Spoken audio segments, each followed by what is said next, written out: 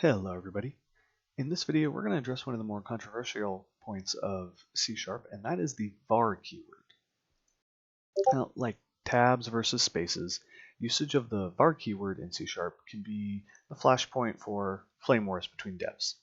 I know I myself have described it as the evil variable type, or a lazy way to write your code.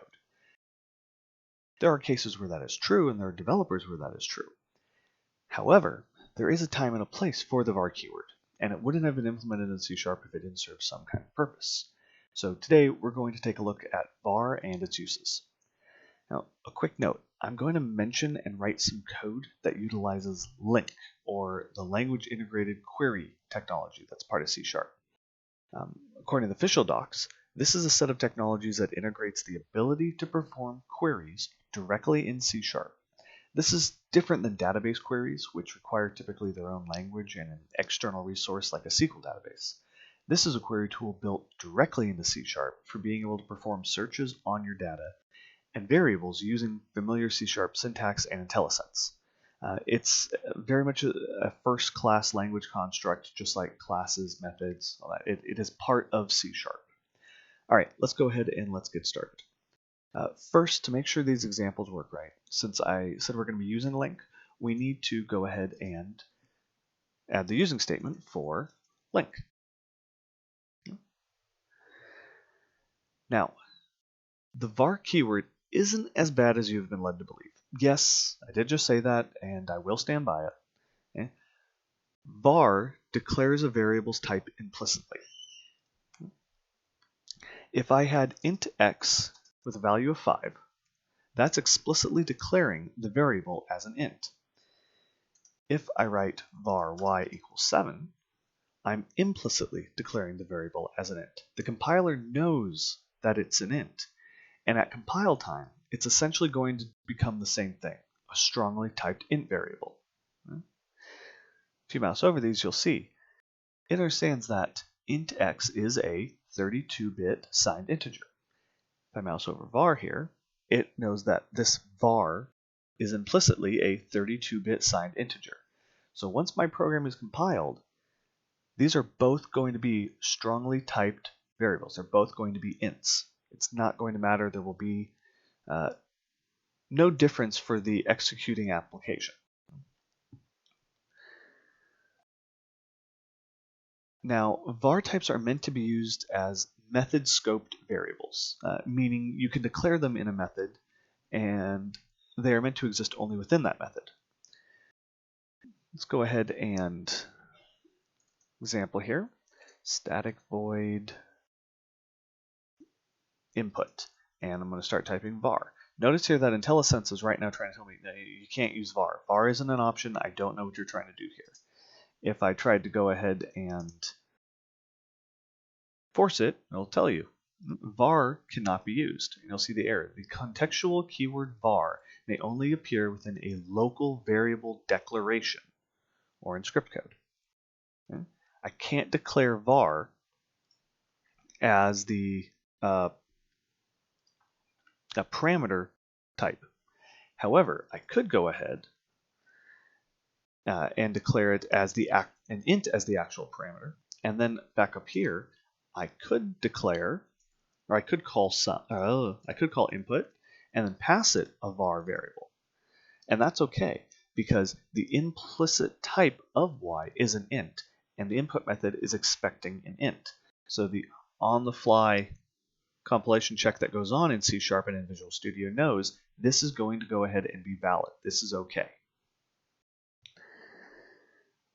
Now, one handy usage for var is being able to define anonymous objects. So let's go ahead and let's take a look at that. Let's go ahead and write an anonymous type object. Now, anonymous objects are declared using the var keyword and then the new keyword. So I am instantiating an object. I then go ahead and, much like you've seen before, where I can go ahead and instantiate an object and assign its properties, I can do that here. However, color, year, make, these aren't an object that I've declared before. I'm not basing this off of anything. I am on the fly declaring an object and giving it properties and giving it values.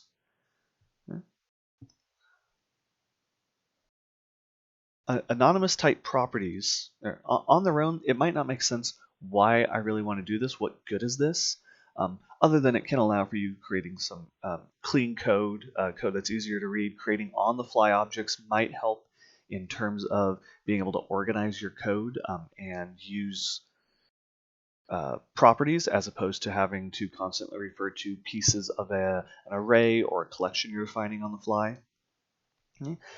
However, anonymous type properties are read-only. So once you declare it, it's really just holding the data for you in a pseudo collection of named mixed typed variables. And by mixed typed variables, I mean fastcar is my collection, and I've got a string, I've got an int, a string, and I can't change it. They are read-only.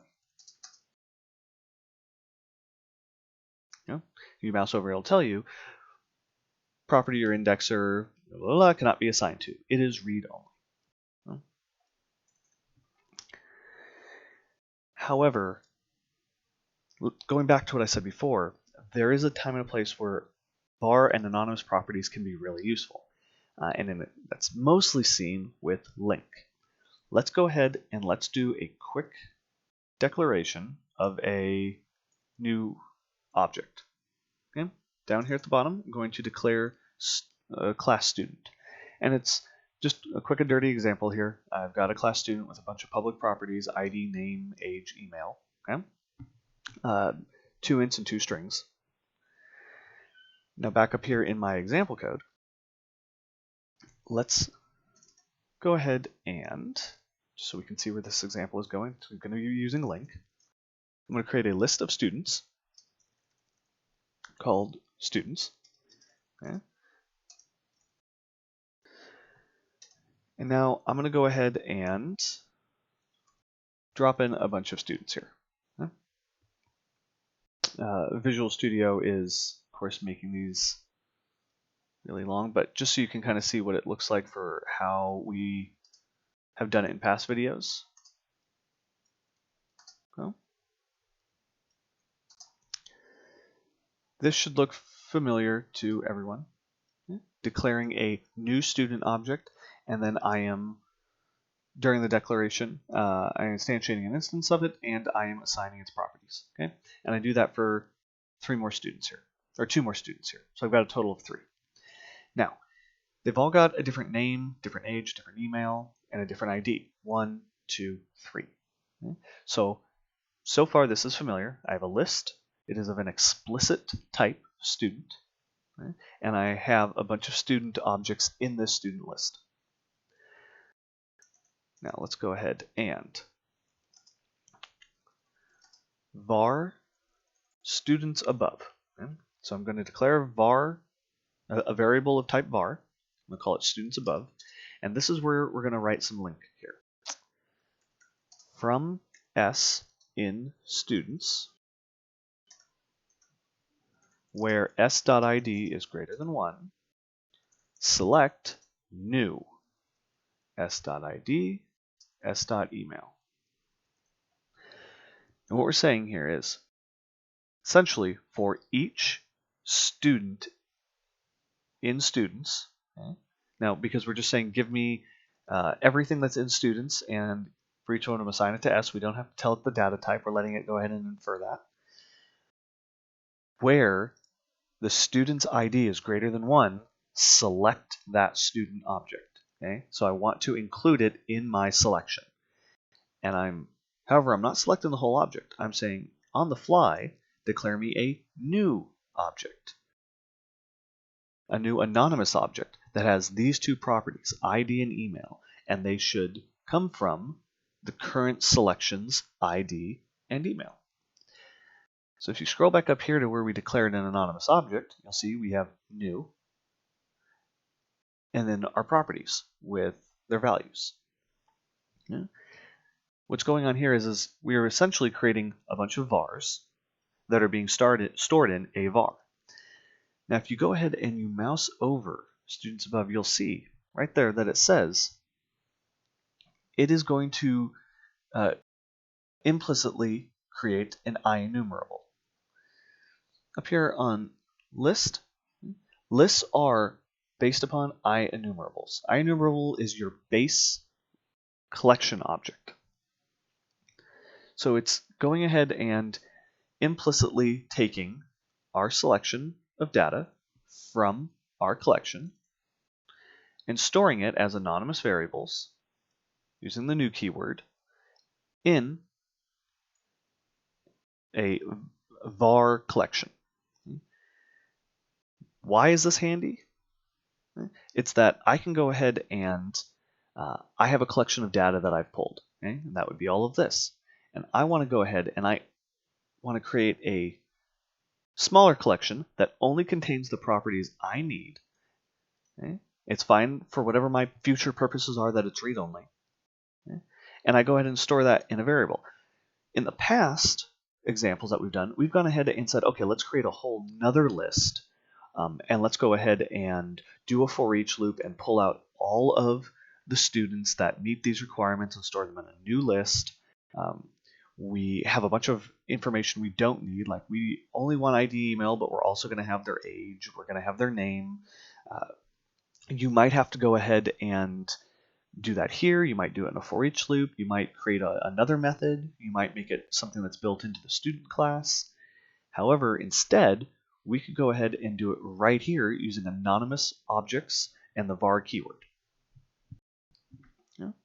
Because I'm creating an anonymous object, I have to store it in a variable of type var. Yeah.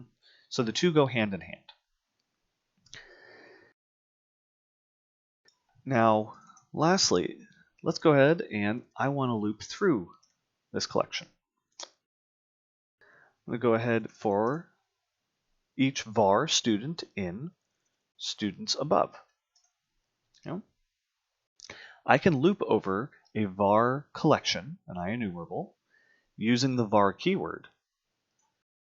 Now I have to use the var keyword because these right here are an anonymous type. So there is no implicit type that they are converted to. They are an anonymous type. So I have to use var to go ahead and store each of these as I loop through them. But as you can see, student dot email and ID, the properties that I went ahead and gave it when I declared each anonymous object. They are there and they exist and they're accessible. Now, again, just to reiterate, if I go ahead and I mouse over students above, it knows that this is a collection. It's an IEnumerable. So I can go ahead and loop over it using for each. The compiler knows that this is IEnumerable or a base collection. Yeah. Mousing over the student, it knows that this is an anonymous type. Okay. It says right there, anonymous types. A is new, int ID, string email. Okay. And it goes ahead and turns that into something that I can work with. Okay. It gives me the properties and it pulled them from the query. This is just an example of anonymous types and vars and where vars come in handy and where they're actually required and how you can use them to go ahead and create on-the-fly anonymous objects that are read-only, that maybe you're just trying to go ahead and make your code more readable, you're trying to cut down on creating extra methods or unnecessary classes that serve just a specific purpose.